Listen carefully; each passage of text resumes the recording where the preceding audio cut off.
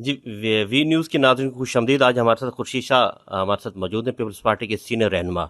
शाह साहब, क्या हाल चाल है आपके? दुआ ठीक ठाक, आप खैरियत से? मैं ठीक हूँ। आप बताएं कि नवाज शरीफ जो है वो आ गए हैं, रेड कारपेट उनके लिए बिछा दिया गया है। क्या पीपल्स पार्टी के लिए भी रेड कारपेट बिछाया जाएगा इस इलेक्शन में? पीपल्स पार्टी को रेड कार्पेट नहीं चाहिए, पीपल्स पार्टी को इलेक्शन चाहिए। और किस तरह का इलेक्शन चाहिए? फेयर एंड फेयर इलेक्शन तो जो इलेक्शन चाहिए, सिलेक्शन नहीं चाहिए। सिलेक्शन इस मुल्क के लिए मौत है। एक तो बात मैं आपको बता दूं, पीपल्स पार्टी कभी इक़्तिदार के लिए नहीं लड़ी है, पीपल्स पार्टी हुकूमत के लिए भी नहीं लड़ी है। पीपल्स पार्टी अपनी जान दे दी है मगर डेमोक्रेसी पर सौदेबाजी नहीं की है। पीपल्स पार्टी की लीडरशिप को तख्तेदार पर चढ़ाया गया, पाकिस्तान से बाहर नहीं गया। पीपल्स पार्टी के लीडर को कहा गया कि दुबई रुक जाओ, वज़ीर आज़म बन जाओ, वो नहीं गए। तो हमें इक़्तिदार नहीं चाहिए, हमें इक़्तिदार अवाम चाहिए।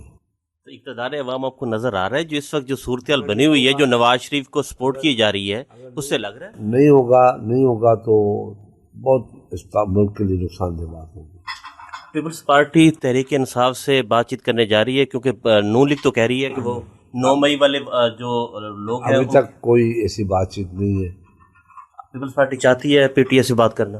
देखिए, ये पार्टी डिसाइड करेगी, फैसला करेगी, क्योंकि बड़ा इंपॉर्टेंट फैसला है।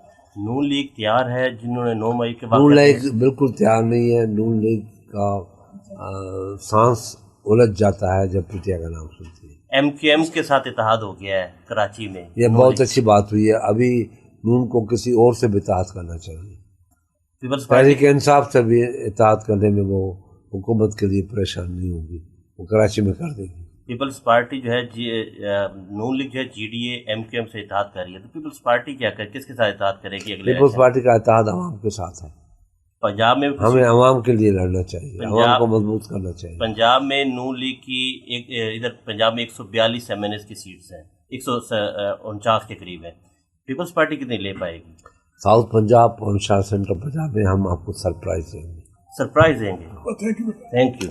और खुशी से हमारे साथ मौजूद थे और वो कह रहे हैं कि हम सरप्राइज देंगे इस दफ़ा इलेक्शन में।